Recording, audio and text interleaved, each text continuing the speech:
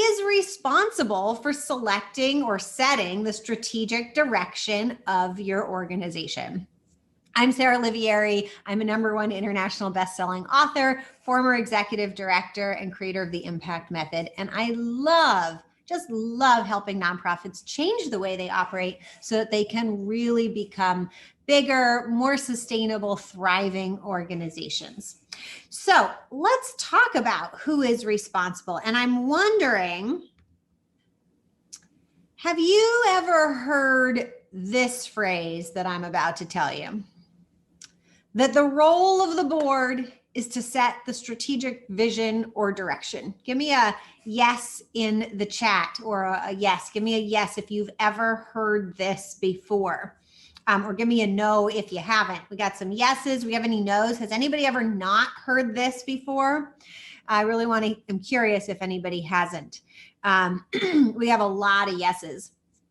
So I've heard this so many times, but like on a lot of my work, I have to ask myself, well, why? And does this really make sense?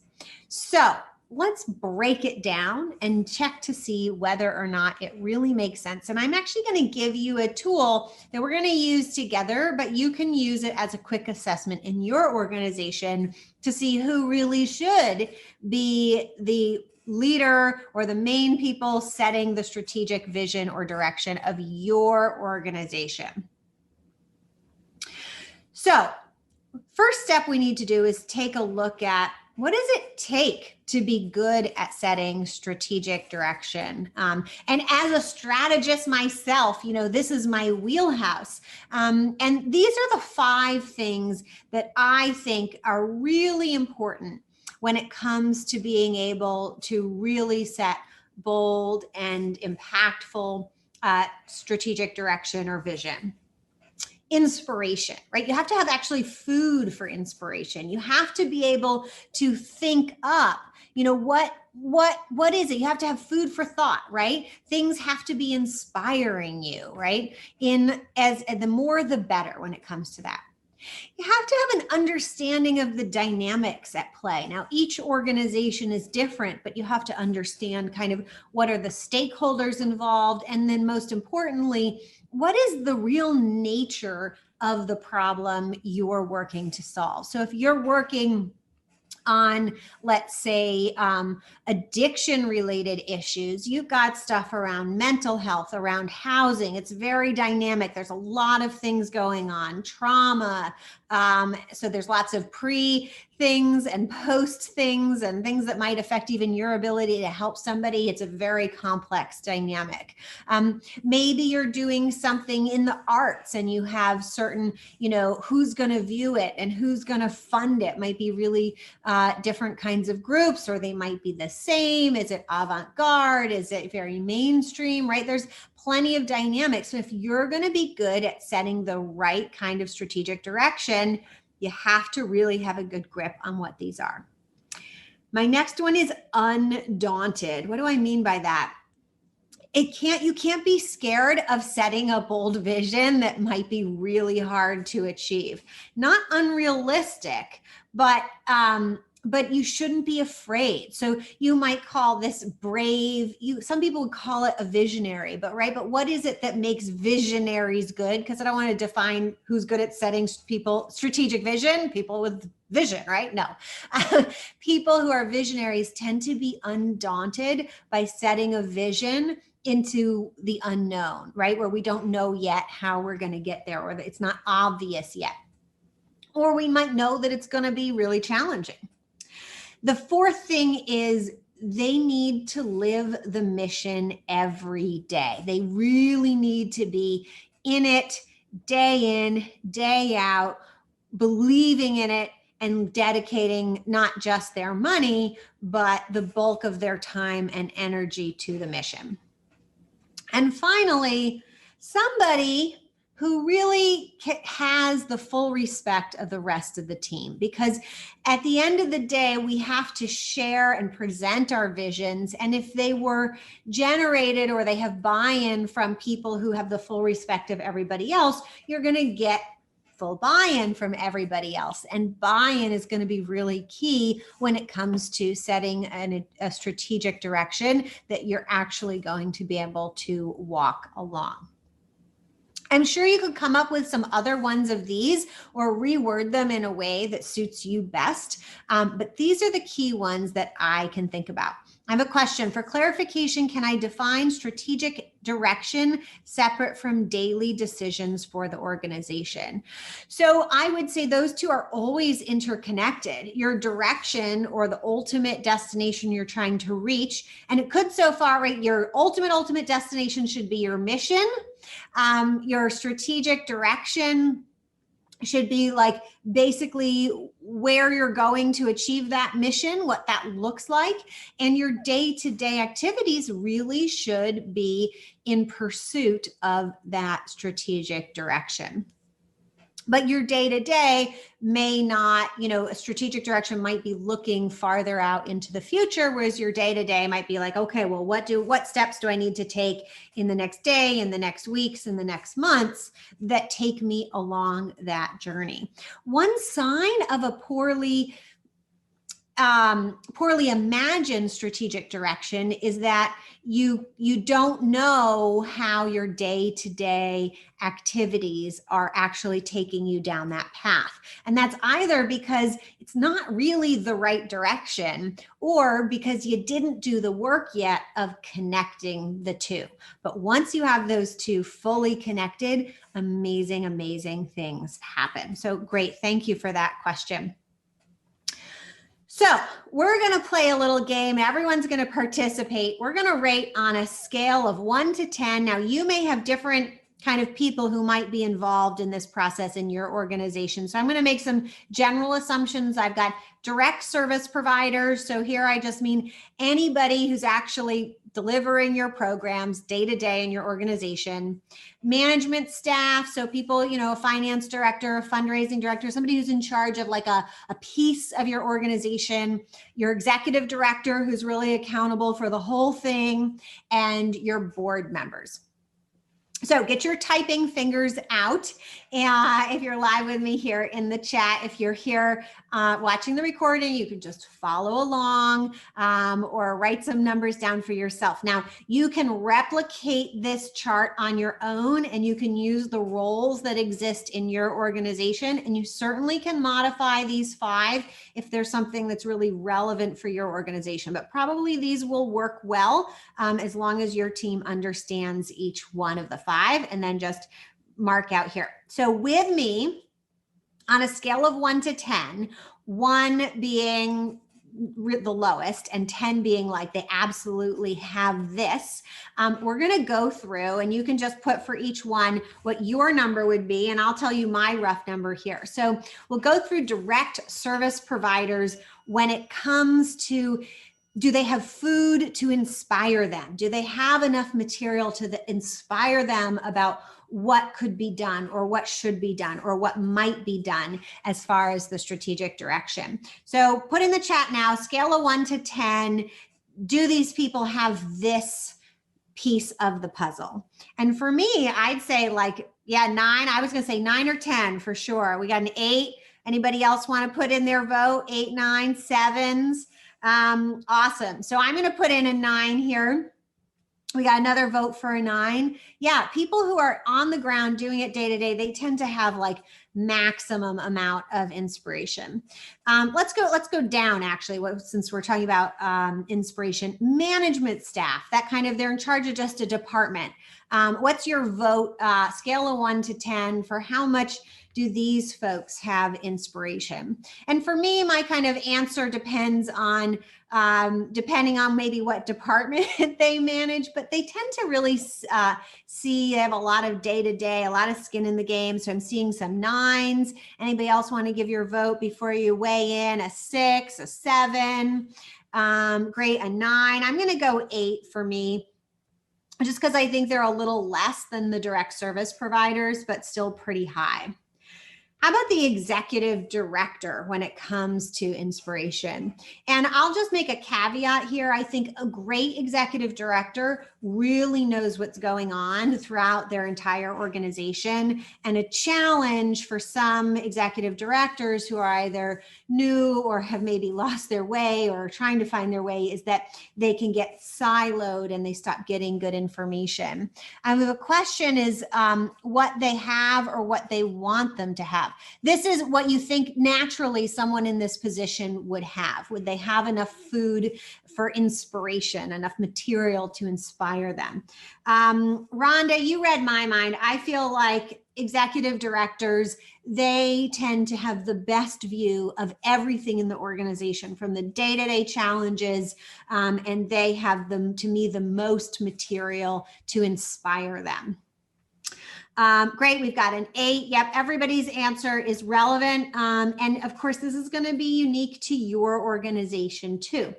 And how about the board of directors? What kind of material? And now we're not saying they did a strategic planning process and they surveyed hundreds of people, right? This is just in their day-to-day work as a board.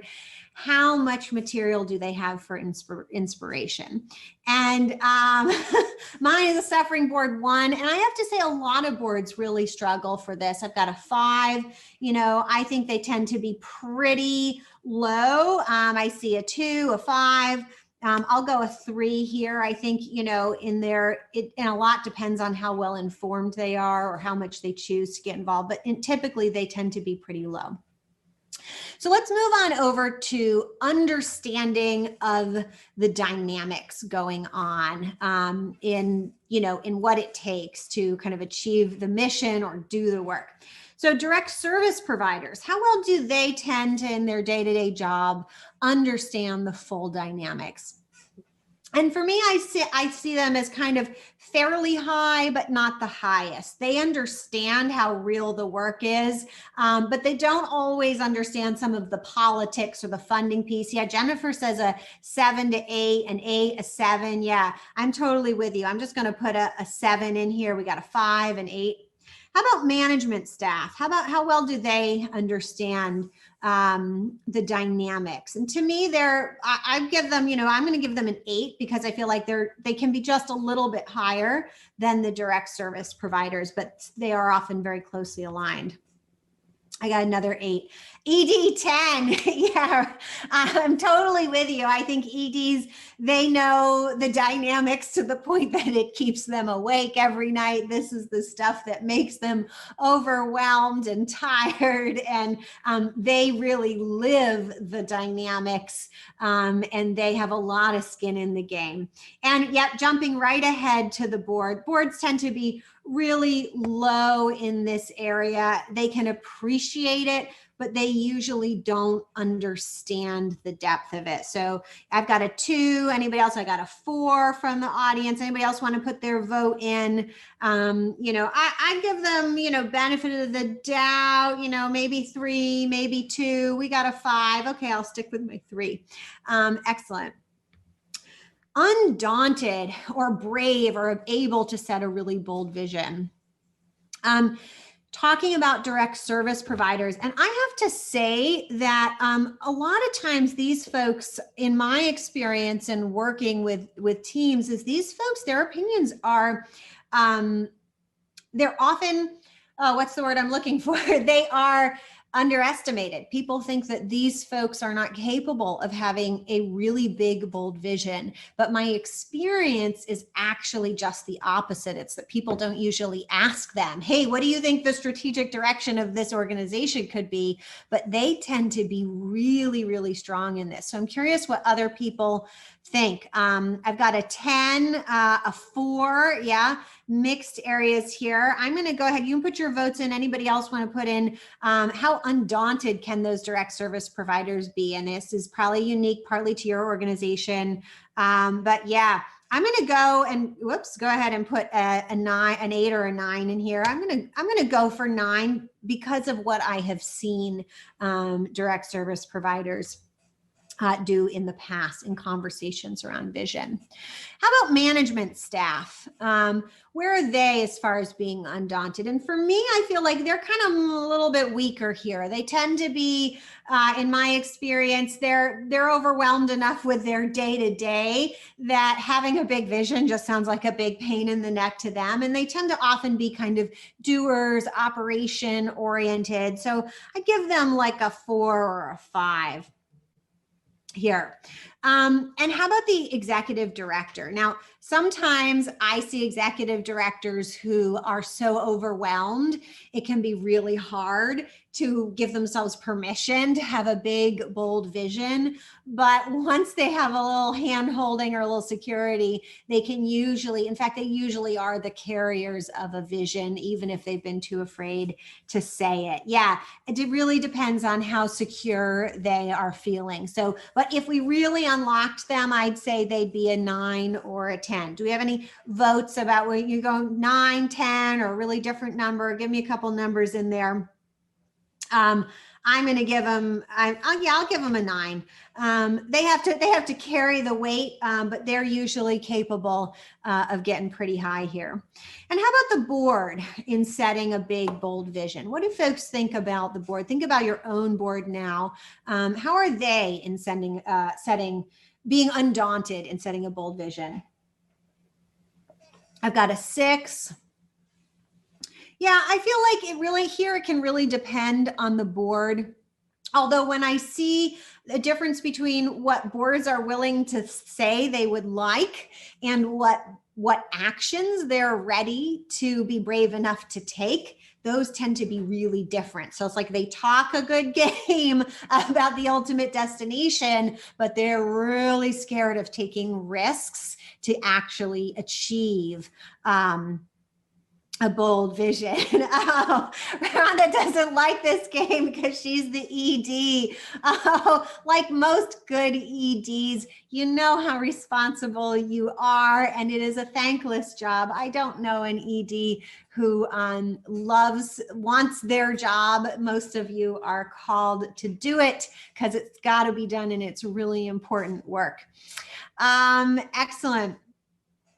So yes, I see Gary says too quick to jump to costs and having the funding to implement. Yeah, boards can really stagnate themselves. So I would give boards, maybe a 6 here. They're so at this. They could be okay. They could be terrible and kind of be all over the place.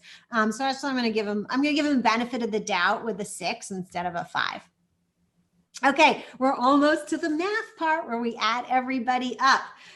We've got a 4. Maybe I should only give them a 5. But let's think about direct service providers living the mission every day. To me, I score them really high. Yeah, I got a 9. I'd go 8 or 9. Can we get some other votes? A 9. Yep. A 10. I'm going to give them a 9, maybe even a 10, kind of depending on your organization. We've got a 7. Great. Okay, so let's talk about the board. How much do they live the mission every day? And while I don't want to diss any board members for being dedicated, I have to point out that board members, Jennifer, thanks for welcoming me back. Board members have not chosen to actually use their hands, but they are, part-time volunteers. So I would score them fairly low here, maybe a 3, maybe a 4. So great. So if you can give me what would you give a board as your board as far as living the mission every day? What would you score? I've got a 3, I've got a 4, a 2. Yeah, I'll go ahead and give them a 3. Board, yeah, that's a great point. Board chair high, other board members lower. The board chair is usually a person who has stepped up to volunteer in a pretty major way. Awesome. Finally, we're going to talk about people who have the full respect of the team. Now, of course, this is going to vary based on personality, but as far as roles, I have to say, and maybe it's just me, but I think direct service providers get like a 10 out of 10 for showing up and doing what is often really hard work for the lowest level of pay. So, but I'm wondering if I'm the only one. How do you feel? Do your direct service providers, the people who are actually delivering your programs, do they have the respect? 1 through 10, folks. Yes, 10 plus, plus, plus, a 9. Yeah, some 10s. So they really have a lot of, get a lot of respect. So management staff, do they have the full respect of the team? Some 6, some 7s. Great. I would agree with many of you. They tend to, because they're kind of in the day-to-day. People often think they don't really see what else is going on. So I give them a 7 or an 8.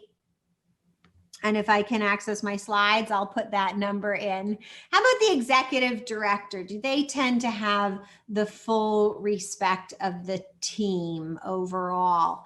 I tend to think they score pretty high here. I'd love to hear what you think. We'll see. Oh, I hope I didn't lose all our old numbers. I would say we did. Well, in the recording, we'll have them. So I was going to give these guys like a 6 or a 7. We'll give them a 6. How many years has the ED been working with a team? That could vary a lot. I'd say, a good ED is definitely going to be 10. If your ED, let's assume that this ED is not like needing to move on. Let's assume that they're the right person for the job. I would give them a 9 or a 10. I'll give them a 9 just so that they don't score 10 across the board for you EDs who don't want to take everything. So I see, we got a new ED and a new team. So a 7. Yep. And there's, this can be a sign of other issues as well. And how about the board as far as having the full respect of the team overall?